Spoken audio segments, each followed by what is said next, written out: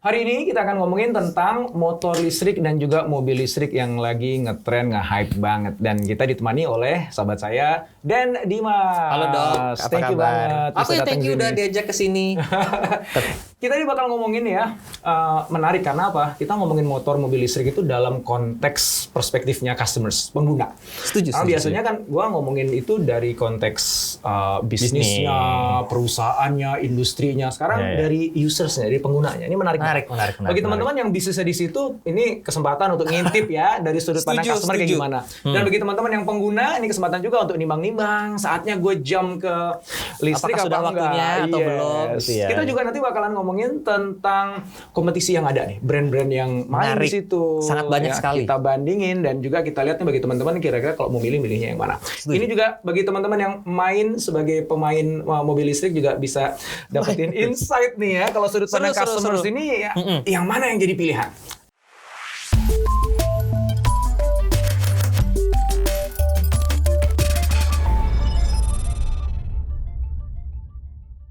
Gue mau mulai justru bukan ngomongin mobil listrik dulu. Gue mau mulai ngomongin lo dulu, bro. Jadi nggak enak gue diomongin. Terlebih karena kebetulan teman-teman ini adalah senior saya di alumni. Satu alumni. Senior banget ya. Jadi nggak enak. Tapi ya nggak terlalu kelihatan lah ya beda umurnya kan ya. Mirip kok. Nggak beda jauh umurnya. Oke, kan lo dulu pernah kerja di salah satu global consulting firm ya, yang semua orang tuh pengen banget kerja ke situ gitu kan ya? sih. Iya dong. Alhamdulillah dulu terus terima. Ceritanya lo kuliah S2. Betul. Balik lagi ke kampus tercinta kita di Melbourne University. Betul. Ya. Yes. Dan habis itu bukannya lo balik lagi kerja di perusahaan big consulting company itu, malah lo jadi YouTuber. Yes. Itu gimana ceritanya? Jadi gue udah mulai jadi YouTuber tuh ketika kerja di sana. Jadi 2015 tuh gue lagi kerja sembari mulai YouTube gitu kan. Terus 2017 lanjutin S2 gitu. Jadi cabut dulu dari kantor. Tapi itu tetap berjalan. And then once aku balik ke sini awal 2019 tuh emang sebenarnya waktu itu tuh bukan resign tapi cuti panjang, long leave lah ya. Jadi sebenarnya ada kesempatan untuk balik lagi. Udah ditawarkan juga.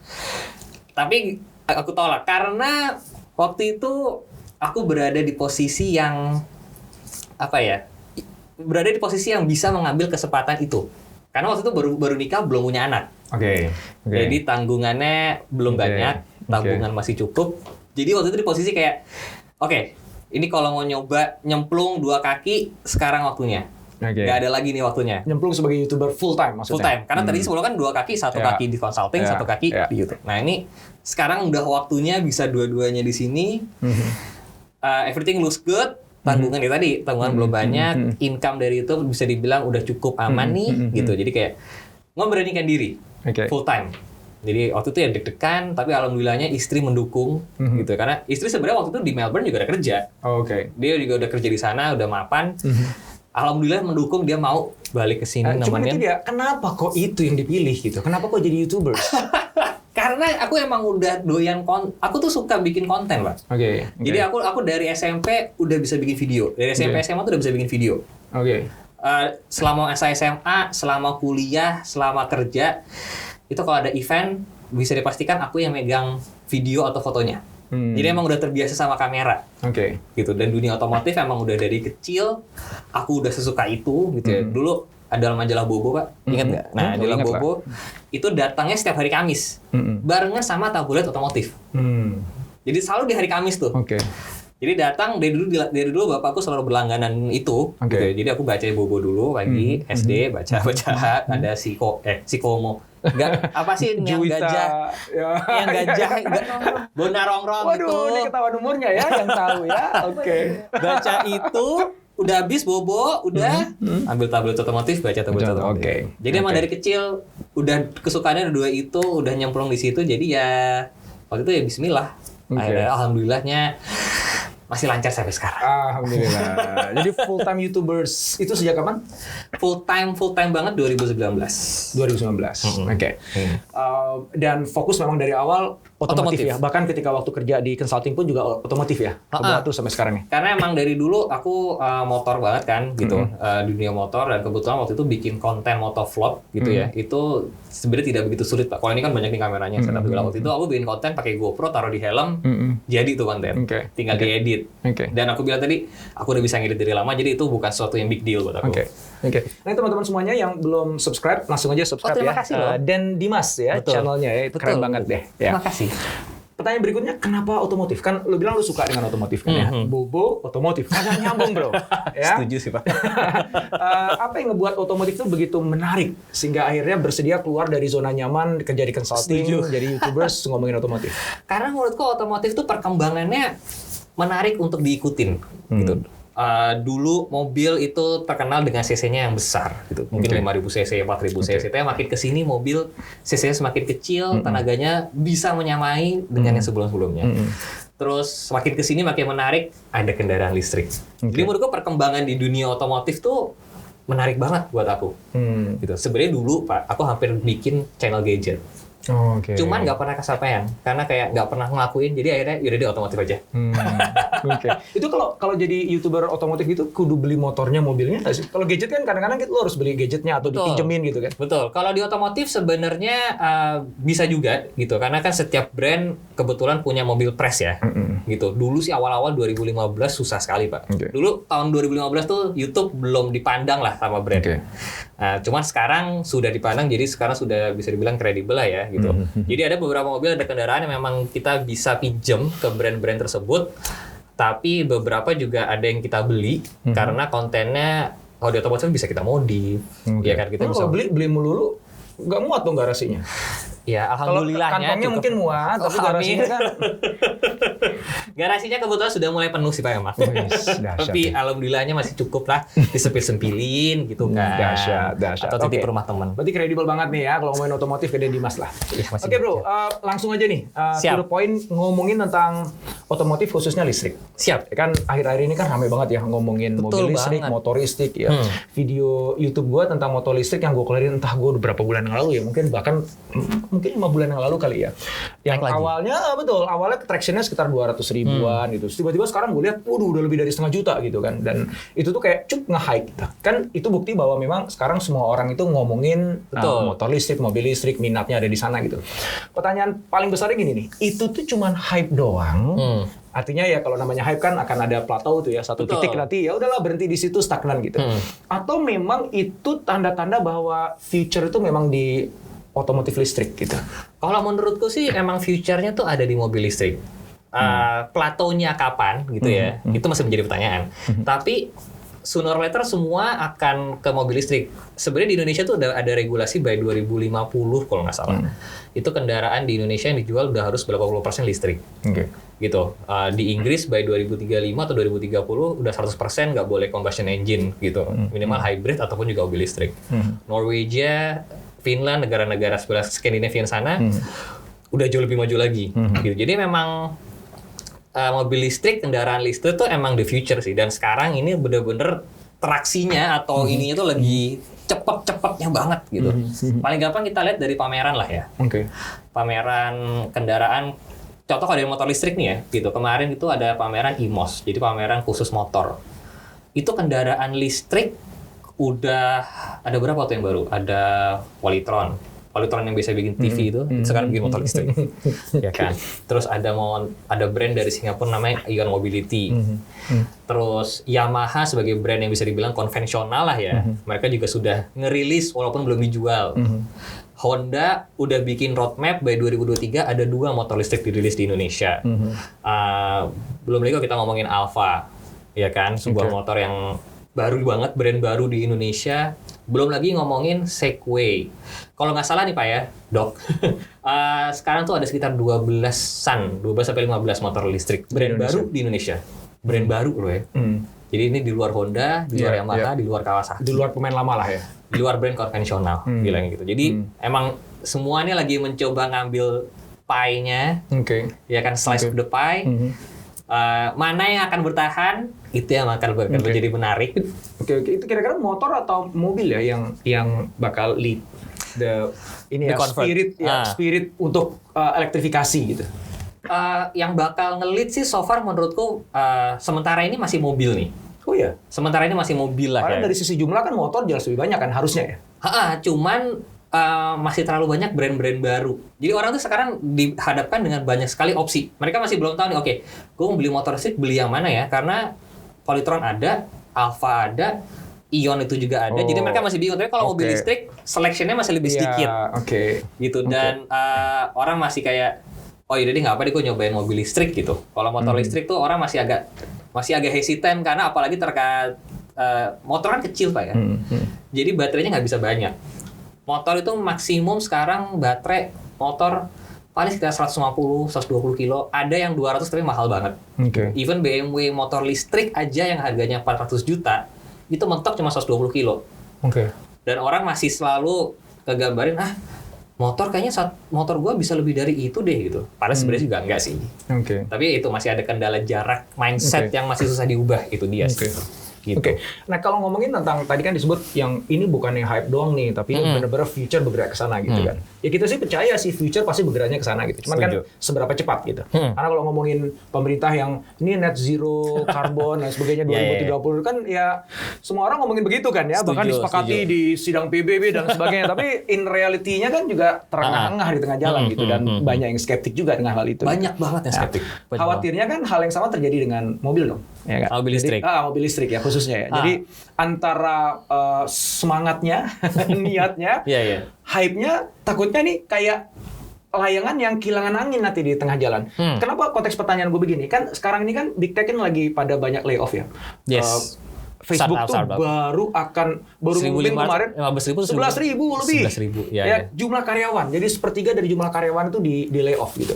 Dan Mark Zuckerberg ngomongnya begini, kita itu salah prediksi katanya. Waktu di awal pandemi kita berpikir tuh tren yang muncul di pandemi ya, digitalisasi dan lain sebagainya itu akan permanen. Ternyata tidak. Ternyata enggak. Ternyata begitu pandeminya udah mulai berakhir, orang kembali ke habit-habit lama nih. Gitu. Sementara dia udah kadung invest dulu nih. Setuju. Nah, maka ujung pertanyaan gue tuh ke situ sebenarnya. Kalau bagi teman-teman yang pemain, ya, yang main di motor listrik atau mobil listrik gitu, sejauh mana bisa ngandelin ini sebagai sesuatu yang memang bisa gue pegang? Takutnya mereka udah invest ke situ, bangun pabrik, cari karyawan baru, tiba-tiba kempes nih anginnya, atau layangannya udah mulai goyang nih, kehilangan anginnya, dan akhirnya kejadian Facebook terjadi di mereka gitu. Nah, kalau menurut lu gimana tuh? Kalau menurut gue sih, kalau misalkan dibilang anginnya hilang apa enggak, menurut gue sih enggak ya Pak, gitu. Karena brand-brand gede ini mereka juga udah invest banyak banget sekarang, gitu. Dan mereka udah invest sebanyak itu di Indonesia, di pabrik-pabrik, risetnya juga dalam banget. Kalau dibilang tiba-tiba hilang sih, aku rasa enggak ya, gitu. Apalagi kalau misalnya di Jakarta, menurutku akan lebih aman lah, karena kan di Jakarta lebih lebih diverse, terus orang-orangnya juga lebih banyak, mereka lebih bisa menerima teknologi-teknologi baru juga gitu. Infrastruktur listriknya juga di sini bisa dibilang lebih aman lah ya gitu. Jadi setidaknya kalau di Jakarta menurutku sudah lebih aman lah gitu. Mungkin kalau di daerah, ada beberapa daerah Indonesia aku tahu juga masih ada yang sering mati lampu. Mungkin kalau di sana mungkin belum cocok ya gitu. Aku pun juga tidak memungkiri apakah sekarang waktunya orang yang di rumah punya mobil satu-satunya ataupun motor satu-satunya beralih ke listrik. Aku rasa belum. Menurutku kalau di rumah ada mobil kedua, ketiga, mungkin itu bisa jadi mobil listrik. Kalau di rumah ada motor kedua, ketiga, mungkin itu bisa jadi motor listrik. Ya, karena emang kalau jadi satu-satunya masih ada limitasi lah. Ya jarak, ya charging time, ya infrastruktur ngecas di luar rumahnya, gitu. Apalagi mobilitas orang Indonesia ada istilah mudik lah ya. Gitu, yang semua orang pasti ngelakuin gitu. Walaupun mereka harian bisa pakai motor listrik di rumah, di rumah kantor, tapi once mereka mau mudik, pasti akan menjadi kendala kan.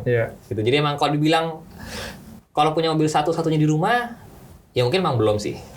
Tapi kalau udah mobil kedua, ketiga, bisa dicoba. Udah nyoba belum, Dok? Oh, udah pernah nyoba, cuman belum punya sekarang ya. Itu bentar lagi akan punya kayaknya. Iya. Soalnya antriannya panjang banget, setahun. Gara-gara ada G20 ini kayaknya. Semuanya pada lari ke sana kayaknya stok-stoknya. Iya. Nah, karena tadi kan disebut ya, kalau mungkin bukan jadi motor pertama atau mobil pertama. kedua atau ketiga boleh gitu ya. Maka pertanyaan berikutnya gini, pertimbangannya apa sih orang itu beli mobil listrik atau motor listrik? Apakah karena fungsionalitas kayak lebih murah biayanya dan sebagainya, atau karena ikutan tren yang kita omongin, atau keren-kerenan? Kalau sekarang sih aku masih bilang masih di orang-orang yang masih berani jadi early adopter, gitu. Aku lupa sih Pak, ada teorinya di marketing yang itu grafik orang-orang yang di awal mau mencoba diffusi inovasi. Ya, menurutku emang sekarang masih pada di tahap itu sih. Orang-orang emang yang kayak, oke, gue mau nyobain, gue masih berani gitu. Kalau ditanya needs-nya, mungkin emang belum, gitu. Mungkin belum pada tahap kayak, oke, gue butuh banget nih mobil listrik, gitu. Tapi sekarang masih pada tahap yaitu orang-orang early adopter yang emang berani dan mau, yaudah. Menurutku sekarang masih di tahap-tahap itu sih Pak. Nah yang menjadi pemicu ya, yang ngebuat para early adopter tuh mau mengadopsi mobil listrik, beli mobil listrik yang harganya kan nggak murah. Betul.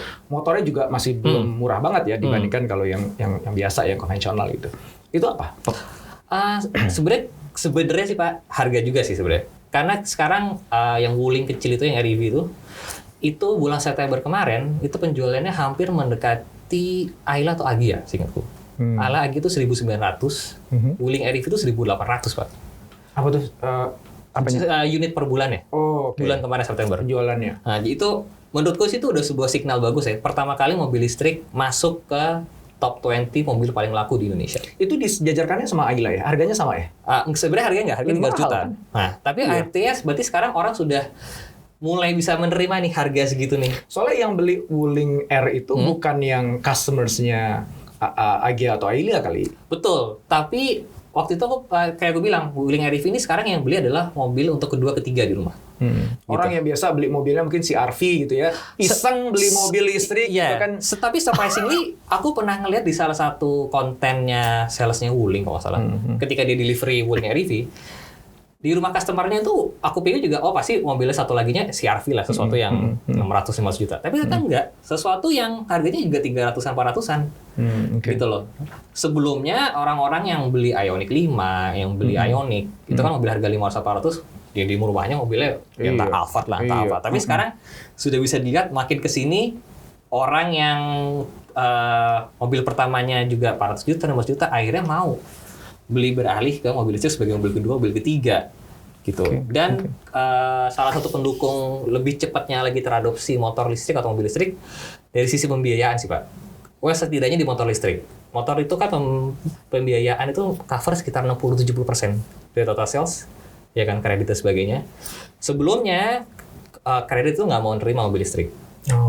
Motor listrik, sorry. Tapi sekarang once beberapa lembaga pembiayaan sudah mau melakukan kredit di motor listrik, itu makin cepat lagi adopsinya. Gitu. Kalau itu kan, kalau kita bandingin ya nih motor listrik, motor konven gitu. Kalau dulu nggak ada pembiayaan untuk motor listrik, makanya kecil penjualannya gitu ya. Sekarang ada pembiayaan, maka kencang gitu. Nah, sekarang duduknya sama nih, sama-sama ada pembiayaan. Yes. Gitu. Terus motor listrik naik tiba-tiba nih. Apalagi tadi dibilang, ternyata yang beli Wuling R itu juga mobilnya mobil 300-400 jutaan gitu. Kan harusnya dengan uang segitu lu bisa dapat mobil yang lebih branded, yang lebih kelasnya lebih tinggi dibandingkan Wuling R dong. Tapi mereka beli Wuling R. Bukan mobil pertama memang ya, mobil kedua atau bahkan mobil ketiga. Nah itu balik lagi ke pertanyaannya, apakah murni karena dia lagi karena trendingnya tuh mobil listrik, gue pengen juga dong nunjukin ke teman gue bahwa gue juga punya mobil listrik dong. Gue menjadi bagian dari kelompok masyarakat yang udah sangat peduli lingkungan, sangat high tech gitu ya. Itu very emotional atau fungsional value. Kalau menurutku sih masih value emosional sih Pak. Kalau menurutku lo ya, karena balik lagi sebagai fungsi mobil konvensional atau kita sebutnya ICE, internal combustion engine, itu dengan harga setengahnya, mobil ICE itu setengahnya mobil listrik lah kira-kira. Karena harga baterai dengan kelas yang sama maksudnya ya? Yes, gitu. Jadi emang sekarang masih lebih ke emosional sih, masih orang kayak tadi tuh early adopter, orang yang kayak gue pengen nyobain sesuatu yang baru gitu. Gue pengen tahu kayak apa sih teknologi baru ini, gitu. Karena secara fungsi, Wuling REV kecil Pak, ukurannya compact kayak 2 pintu gitu, sedangkan Aigia kayak Karimun zaman dulu banget nggak sih? Atau bahkan lebih kecil lagi? Karimun zaman dulu itu 4 pintu. Ini cuma 2. Iya, betul. Jadi emang lebih ini, motor listrik pun juga begitu. Sekarang dibilang lebih fungsional apa enggak, sebenarnya tidak terlalu. Karena motor listrik tuh bagasinya hampir nggak ada. Yang biasanya kita di motor kayak Vario, Beat itu kan di bawah tuh ada tempat tuh. Itu semua ke sana keisi baterai. Jadi cuma bisa bawa, yang dulu mungkin bisa bawa 1 kilo beras, mungkin sekarang 500 gram beras doang kali. Oke. So emotional values, bukan functional values. Kalau dibilang sebagian orang kan lebih irit, nah iklannya kan gitu tuh. Ya kan, kalau lu punya motor listrik lebih irit, ada pembangunannya tuh ya. Kalau per kilometernya lu cuma bayar sekian gitu. Itu bener nggak? Bener, aku pernah ngelakuin sendiri. Jadi ketika aku nyobain si Wuling REV itu, aduh hitungannya aku agak lupa sih nih. Tapi seharian itu aku kalau nggak salah nyetir sekitar hampir 100 kilo. Hampir 100 kilo ya, jadi 96 km kalau nggak salah. Ada aku hitung-hitung, 96 itu menggunakan sekitar 30-an 5% dari kapasitas full Wulingnya. Jadi ketahuan berapa kWh-nya, tinggal dikali kWh-nya ke PLN kan. Itu dapat cuma sekitar 16 ribuan lah. Sedangkan kalau mobil ICE untuk let's say 90 kilo, dia butuh berapa? 9 liter. Kalau mobilnya 1 liter 10 kilo ya berarti kan butuh 9 liter dikali 15 ribu udah berapa? Iya, 150 ribu. Ya, jadi emang 10 kali lipat lebih mahal lah kurang lebih ya. Karena harga per kWh-nya dari PLN sekarang masih murah sekali. Gitu. Jadi emang lebih murah dari sisi situ ya. Kalau motor juga berlaku sama tuh ya. Itu kan tadi kan Wuling mobil ya. Motor aku jujur belum pernah melakukan, tapi asumsiku selama harga PLN-nya masih jauh per kWh-nya dibandingkan per liter. Masih akan lebih ekonomis sih Pak. Sejauh mana itu bisa digunakan untuk justifikasi beli mobil listrik ya? Gue menghemat di bensin, sehingga worth it lah. Gue bayar 2 kali lipat lebih mahal untuk beli mobilnya gitu. Belum. Masih susah. Karena itu tadi investment di awalnya 2 kali lipat. Ya. Gitu. Media Kompas pernah nulis juga tentang hal ini. Mereka ngitung juga biaya mobil listrik per tahun tuh biaya perawatan 25 juta. Tahun pertama. Selama 5 tahun. Jadi biaya perawatan selama 5 tahun tuh 25 juta, mobil biasa 90 juta. Gitu. Nah, itu ditambahkan dengan investment di awal, harga mobilnya sebenarnya memang nggak ketemu. Gitu. Jadi penghematan dari bahan bakar itu belum ketemu untuk saat ini ya? Untuk bisa nutupin selisih yang lebih mahal. Karena selisih di awalnya masih sangat mahal. Bahkan perawatannya lebih murah, bensin energinya lebih murah pun masih belum. Itu kalau misalkan orangnya bener-bener ngitung selama 5 tahun gitu-gitu ya. Which is sebenarnya mungkin nggak semua ya. Gitu. Makanya aku bilang ini masih emosional. Emotional value yang dikejar. Masih emotional value banget menurutku yang dikejar. Emosi yang seperti apa? Misalnya kayak mungkin lo kenal ya teman-teman yang beli mobil listrik gitu kan, lebih kepada misalnya kalau di Silicon Valley misalnya ya, karena kalau urusan high tech mereka udah biasa high tech. Maka kalau gue lagi ke Silicon Valley ketemu orang bawa Tesla itu sebenarnya message yang dia pengen sampaikan tuh bukannya gue orang canggih, bukan, karena di sana udah pada canggih, tapi gue yang environmental friendly. Gue ingin nunjukin mobil listrik gue itu menunjukkan bahwa gue cinta lingkungan gitu kan. Nah itu kan emotional value itu. Nah kalau orang Indo apa? Lebih ke arah early adopter sih, sama kayak orang ngantri beli iPhone atau rela bayar iPhone lebih pertama gitu. Itu doang sih menurutku ya. Apakah environmental friendly? Iya, tapi aku rasa nggak 100% lah. I mean just to be frank, kayak berapa banyak sih emang bener-bener gue beli mobil listrik karena gue cinta lingkungan banget gitu. Kayaknya belum deh ya. Or maybe there is another data yang aku belum baca, aku nggak tahu juga. Mungkin ada yang ngelakuin research-nya, I don't know. Soalnya kalau data dari Google ya, jadi search pencarian tentang environmental friendly itu naik significantly. Termasuk kendaraan otomotif yang ramah lingkungan gitu banyak gitu. Jadi memang kesadaran ya, ini kesimpulan dari Google. Kan Google kan tiap tahun ngeluarin itu kan search yang di search paling banyak gitu. Kesimpulan di Google tuh bahwa kesadaran untuk menjaga lingkungan lebih bersih ya, untuk going electrification dan sebagainya itu emang naik sih gitu. Jangan bertanyakan seberapa itu berpengaruh terhadap keputusan membeli mobil listrik kan gitu. Pertanyaanku lebih ke arah itu datanya apakah dari Amerika atau dari Eropa? Indonesia. Itu Indonesia. Google tuh ngeluarin tuh tiap tahun yang Indonesia tuh. Ini Indonesia, ini Google Indonesia ya.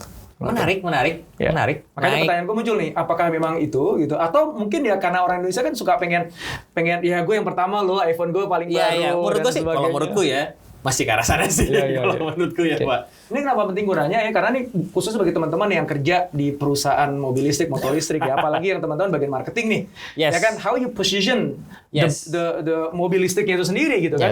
Apakah lo menampilkan functional values-nya, ini bisa lebih irit lo bensinnya gitu kan.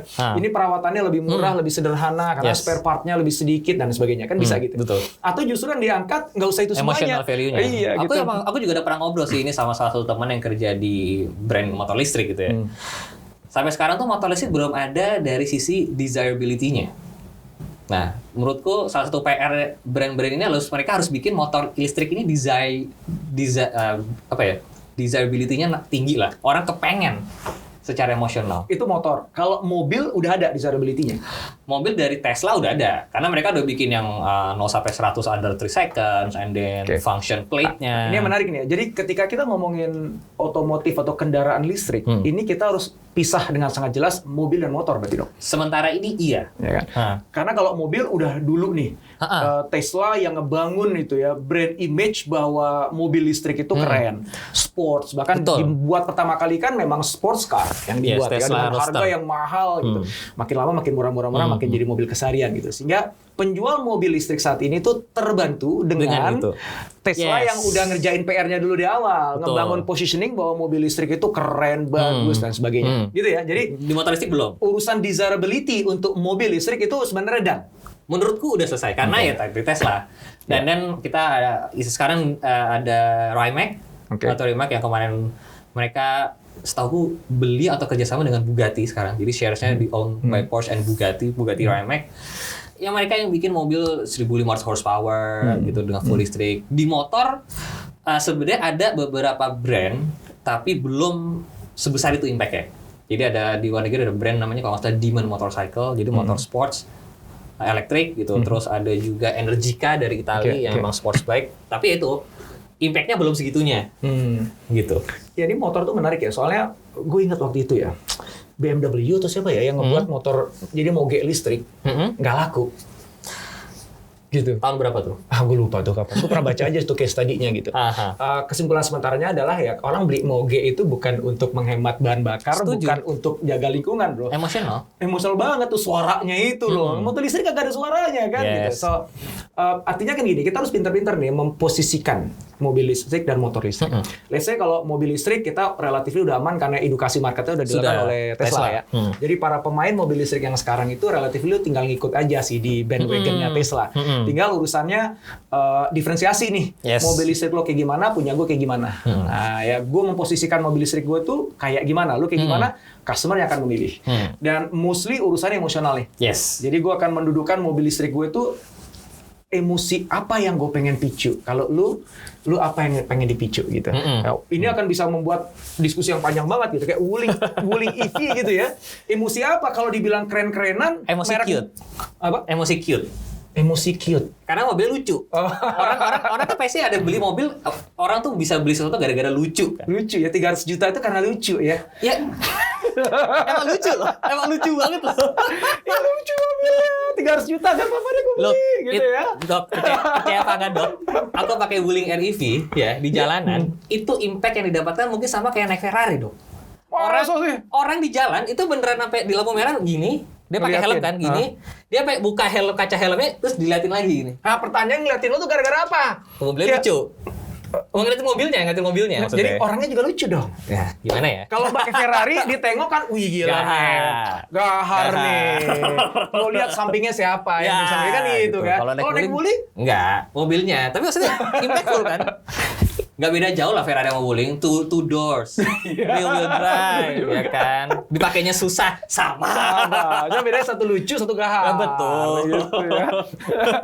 Bedanya satu boleh parkir di lobby, satu lagi mungkin di basement. Nah itu tuh yang menarik tuh. Jadi nggak perlu mengedukasi market lagi. Yang penting lu cuman edukasi positioning lu aja. Wuling dipositioningkan sebagai mobil EV yang lucu, yang city banget, compact. Ya, jadi orang ketika beli itu pun tahu batasannya lah gitu.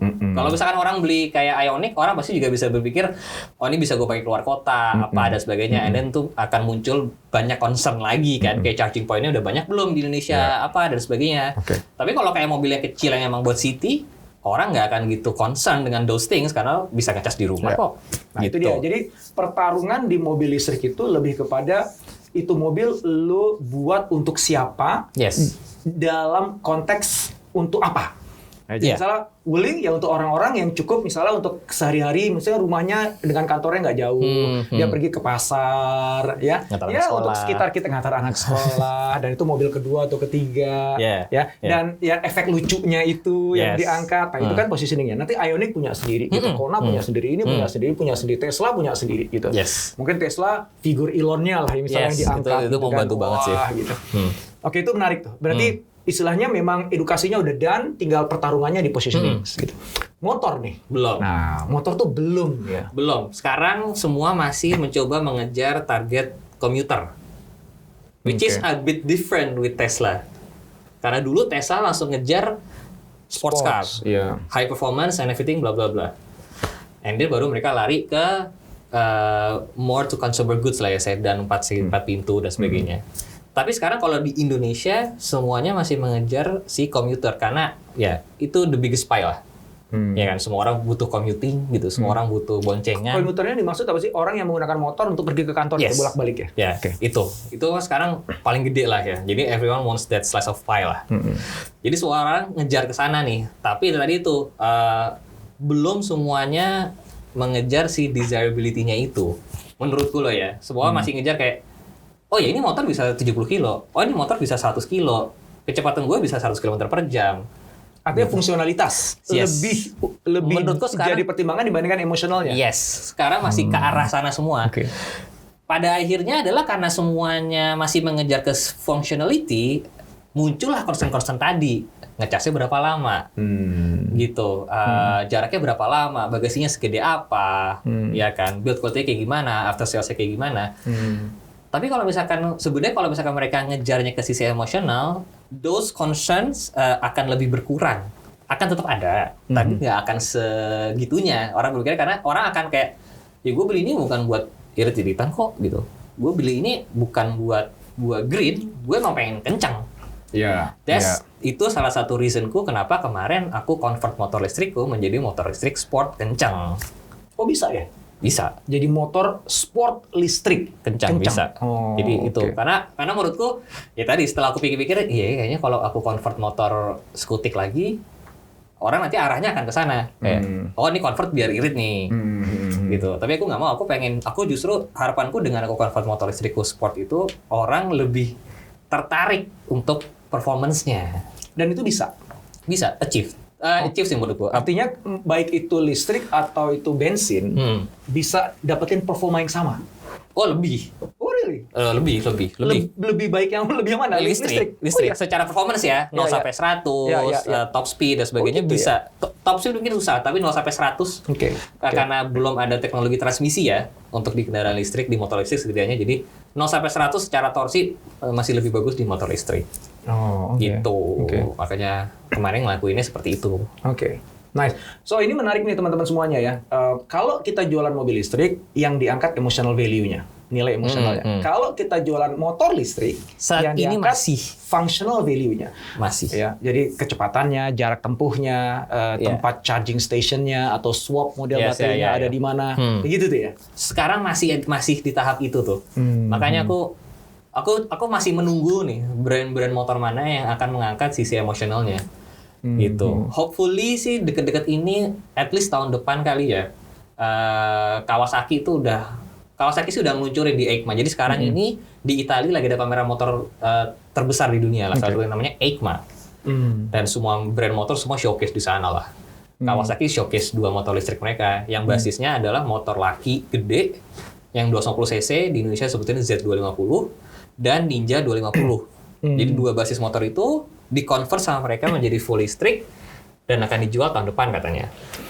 Ya, gue setuju sih ngomongin yang fungsionalitas itu ya. Karena kalau misalnya gue ngeliat, waktu pas gue buat konten tentang motor listrik itu juga, dari data yang gue cari itu, hampir semua itu ngangkat isu, oh baterai gue yang ini tipenya, ini bisa begini. Yang paling agak sedikit di luar dari sekedar baterai, ya charging station kita paling banyak. Kayak gitu-gitu. Tapi nggak ada yang ngangkat emotional values-nya. Nggak usah ngomongin environment lah gitu ya. Nggak usah ngomongin teknologi canggih lah gitu. Tapi paling nggak, lu kalau naik motor listrik itu membuat lu tuh jadi kayak gimana sih gitu. Karena paling gampang adalah modelnya aja deh. Kalau menurut gue nih ya, gue bukan pengendara motor gitu ya. Modelnya kan gak ada bedanya sama motor yang ICE. Kalau menurut gue nih, yang ngebuat Ioniq itu, Ioniq 5 ya khususnya ya, itu ngehit tuh kan karena kan model beda banget. Nggak ada nih model yang ICE, yang internal combustion engine, yang model begini, ini futuristik banget gitu. Jadi gue pakai itu aja langsung bilang, ini pasti listrik. Mungkin brand-brand ini punya riset sendiri dan mengatakan bahwa mungkin kalau di market motor, orang lebih suka sesuatu yang familiar kali ya. Mungkin itu salah satu reasonnya. Mungkin mereka agak terlalu kaget gitu. Atau mungkin juga kalau misalkan motornya masih di level skutik, kalau terlalu kaget, orang juga kayak ini apa sih gitu loh. Makanya beda lagi kalau kita ngomongin di kelas 250cc, 500cc. Orang yang udah beli more the emotional value kan, mungkin mereka akan lebih acceptable nih dengan sesuatu yang breakthrough banget. Nah, Kawasaki itu beda banget nggak dengan yang ICE-nya? Sayangnya enggak. Nah, itu dia, itu maksud gue. Gue agak bingung tuh di situ. Kenapa ya? Kenapa nggak dibuat motornya kayak Tron gitu loh? Ya kan, lu udah nonton film Tron kan? Ya kan bisa aja sebenarnya dimirip-miripin lah, nggak exactly kayak Tron, tapi kan futuristiknya kelihatan, listriknya kelihatan, nanti dipaketin sama helmnya juga disesuaikan dengan motornya, garis-garisnya dan sebagainya, warnanya gitu. Penasaran juga sih. Kalau itu gue mah, wah boleh juga gue beli ya, paling nggak gue kemana-mana orang nengok lah gitu listrik, kan ya. Gitu. Ya emang itu dia sih, penasaran. Listrik keren gitu kan, wah nih dari the future, Ioniq 5 gitu, Ioniq yang sebelum 5 kan juga nggak terlalu bagus penjualannya, karena mobil biasa, cuman dikasih listrik aja dalamnya gitu. Setuju. Nah itu sih emang aku juga masih tuh menunggu siapa nih nextnya yang bisa segitunya lah di motor listrik. Kalau kita lihat yang Toyota kan mau ngeluarin nih ya, yang listrik ini katanya. Hari ini launching ya? Itu kan juga model-modelnya kan agak sedikit ditarik, agak sedikit futuristik lah ya. Ngebedain dari yang production line atau yang tipe-tipe yang internal combustion engine kan, supaya ada terasa bedanya gitu. Motor belum. Jujur motor belum. Kapan? Masih penasaran. Yang paling bisa diharapkan ya tadi Kawasaki yang paling dekat, terus Honda soon sih harusnya, karena mereka benar-benar state berkali-kali 2023 akan ada 2 motor listrik dari Honda untuk di Indonesia. Oke, sekarang kita ngomongin persaingan deh. Boleh. Ngomongin persaingan kan gini kan, kalau ngomongin listrik ya gue nggak tahu kalau motor ya. Kalau mobil kan udah jelas ya, pemainnya udah mulai makin banyak ya. Awalnya Tesla, kemudian Eropa ya khususnya ya, kayak Volkswagen itu udah serius main di sana. Kemudian China yang luar biasa ya, BYD dan sebagainya gitu ya. Kemudian Korea nih yang terakhir masuk tapi agak sedikit mengagetkan gitu kan. Menurut prediksi lo, kita prediksi ya. Siapa yang bakal menang? Apakah Amerika, Eropa, Jepang, atau Korea? Kita nggak ngomong mereknya deh, kita ngomong negaranya. Negara secara apa nih? Negara penjualnya atau negara apa nih? Kalau negara supply, yang produksi dong. Kalau yang produksi, unfortunately kayak bakal China sih. So far menurutku mereka masih megang banyak banget parts-parts yang untuk dijual ke brand-brand mobil ini. Oh iya, enggak. Konteksnya bukan spare parts-nya. Oke. Tapi brand yang dikeluarkan. Berarti kan China kan BYD gitu dan sebagainya. Wuling salah satunya lah ya. Salah satunya. Yang masuk Indonesia. Nah itu jadi brand China, artinya memang itu brand merek China, diproduksi di China, dijualnya global. Ya kalau Amerika kan punya Tesla, Ford udah mulai kan. Mustang kan udah Mustang E kan udah ada. Nah itu Amerika, China, Eropa, atau Jepang, atau Korea? Menurutku antara China atau Korea.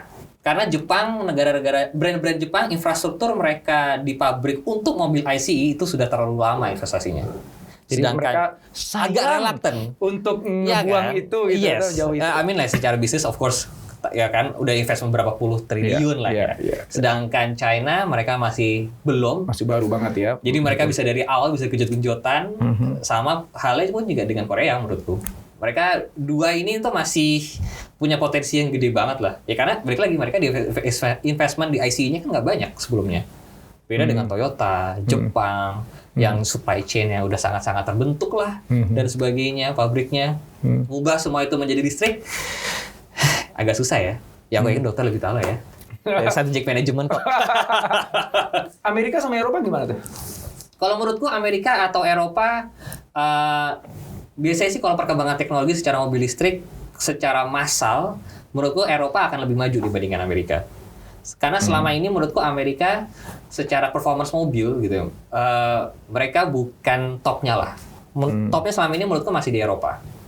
Gitu. Mereka dengan dulu waktu mesin bensinnya dengan cc yang lebih kecil, teknologi lebih canggih, mereka bisa mengalahkan mobil-mobil Amerika yang cc-nya jauh-jauh lebih besar. Gitu. Jadi menurutku sih sekarang ya itu tadi Eropa menurutku masih akan leading sih. Ini excluding Tesla ya. Oke.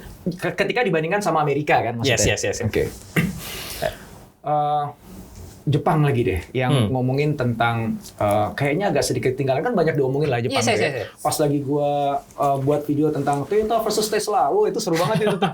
Jadi ada lu tim mana gitu, gue tim Toyota, gue tim Tesla gitu. Karena ngomonginnya kan elektrifikasi gitu ya. Terus banyak yang bilang lu Toyota kok terlambat banget masuk gitu ya. Bahkan CEO-nya aja kan mengatakan bahwa listrik tuh masih entar gitu-gitu terus lah ya. Agak denial lah ya tentang hal itu ya.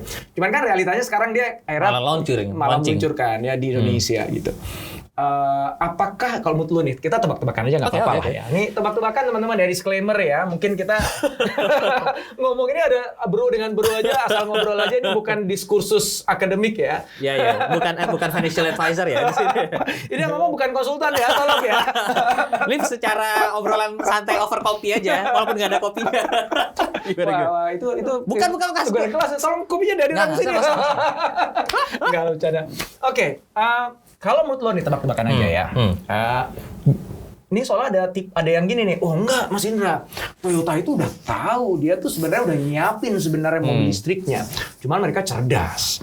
Mereka nggak ingin itu ngeluarin hanya untuk sekedar edukasi market. Biarin aja yang lain educate dulu, sementara dia siapin semuanya, jejaring after sale service-nya. Begitu nanti beneran mobil listrik itu naik daun, udah teredukasi, dia langsung keluarin, mengambil alih semuanya. Skenario one. Itu skenario one. Ini teori-teori netizen lah ya. Teori-teori netizen. Konspirasi.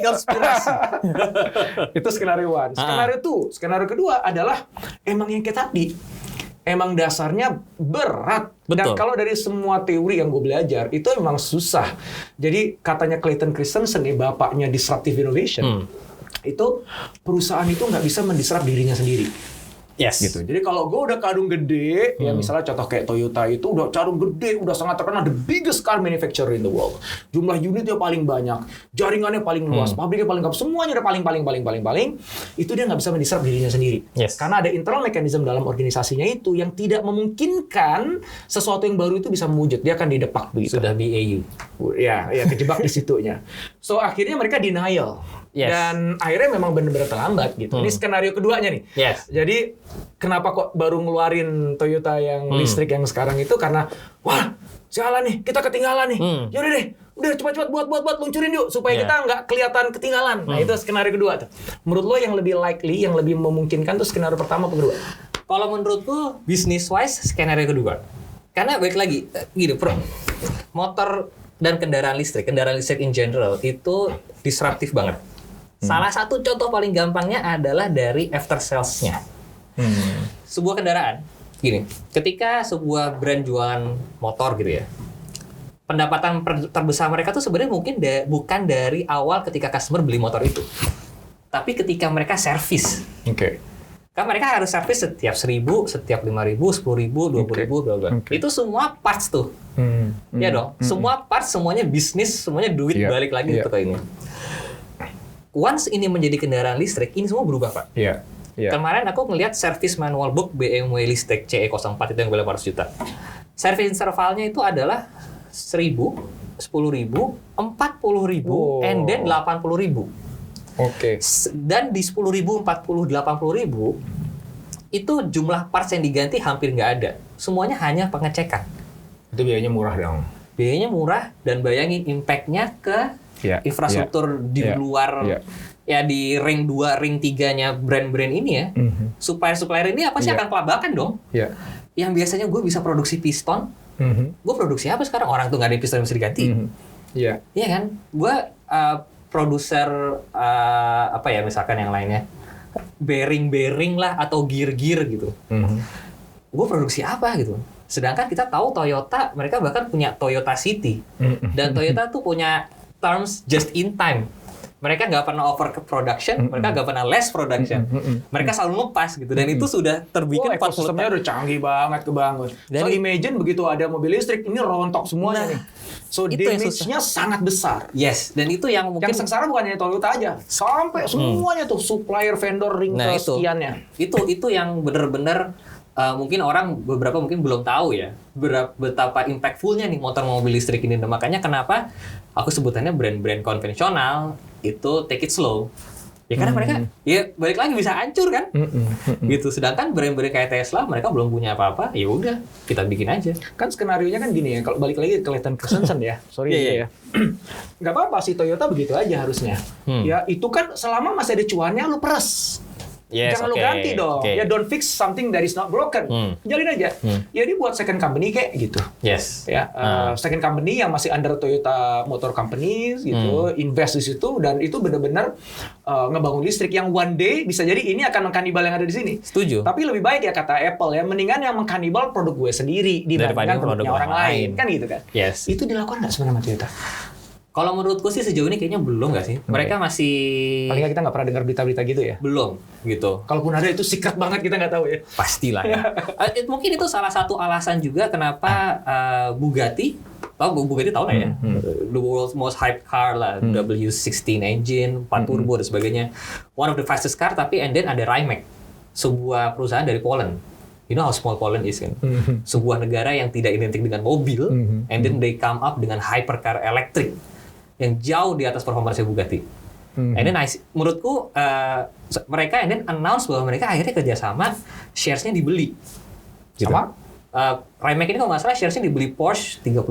Oh, oke. And then lumayan lama ya. And then Bugatti Rimac menjadi satu perusahaan. Jadi sekarang instead of Rimac and then Bugatti, sekarang jadi Bugatti Rimac. Oke. Menurutku ini salah satu tadi itu. Iya, dibeli aja yang upcoming entrance nih kan. Karena Bugatti udah tahu. Ya by the time 2030, 2040 negara-negara Eropa gue udah nggak boleh jual mobil listrik, mobil bensin.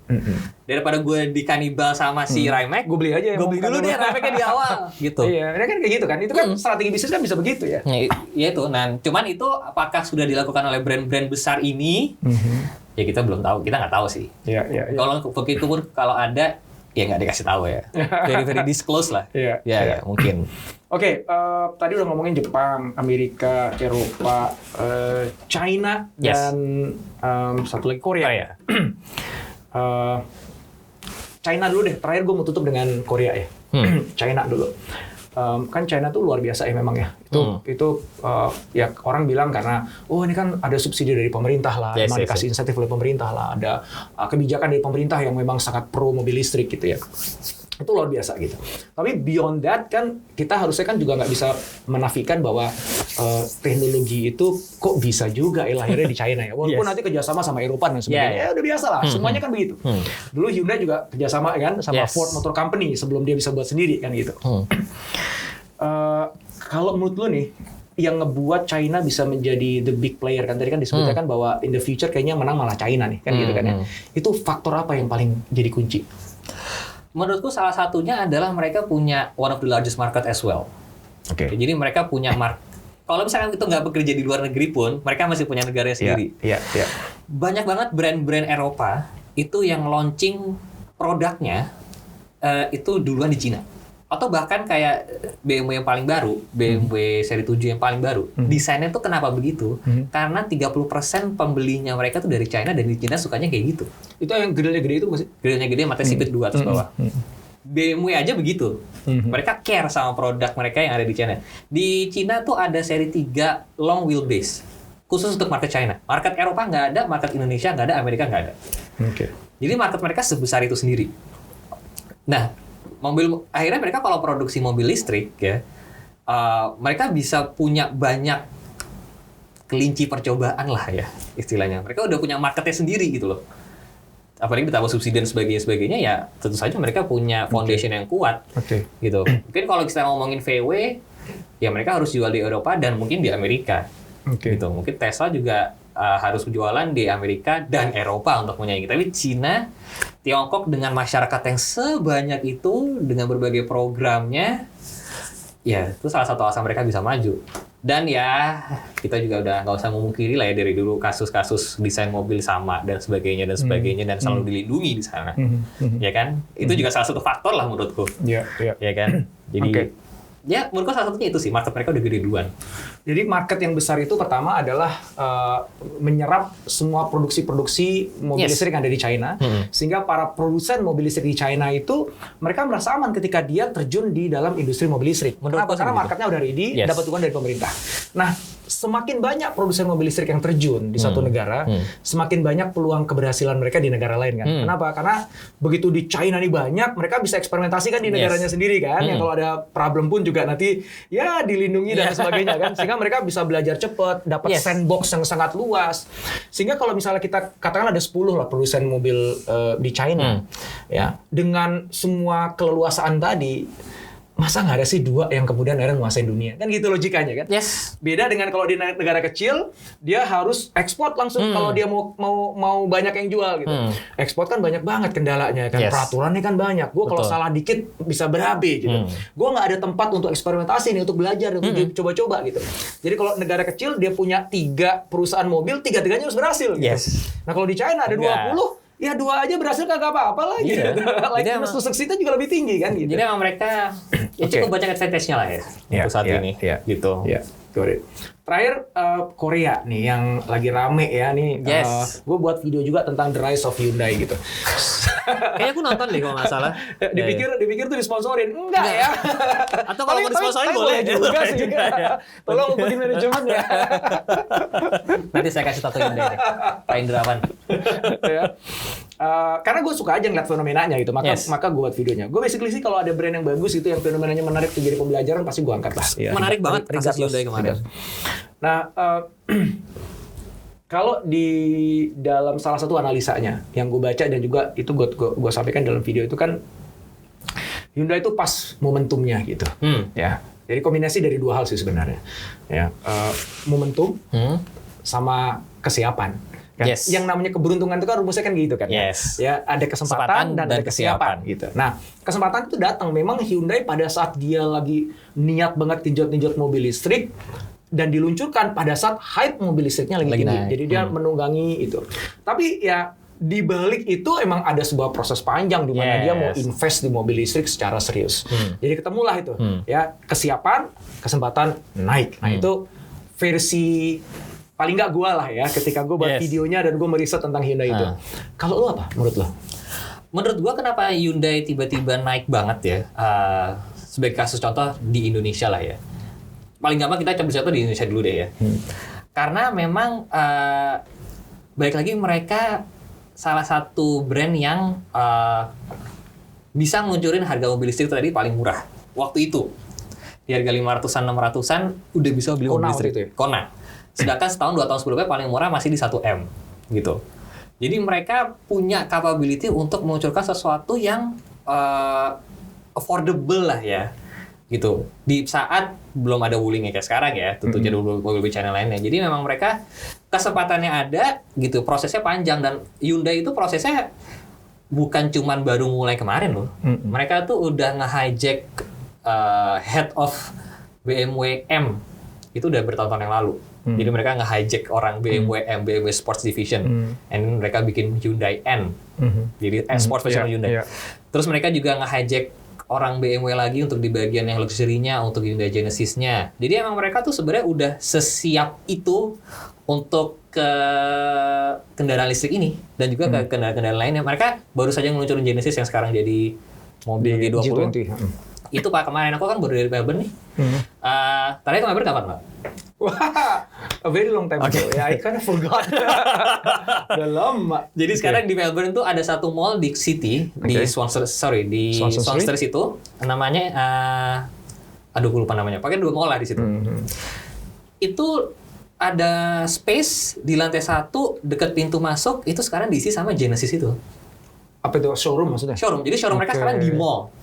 Di Australia, showroom di dalam mall tuh sebelumnya stokku cuma ada Tesla. Jadi sekarang mereka sudah ada kayak di posisi seperti itu. Gitu. Jadi memang mereka tuh Hyundai kesiapannya udah panjang banget. Udah panjang banget dan pas banget kesempatannya ada kan. Iya.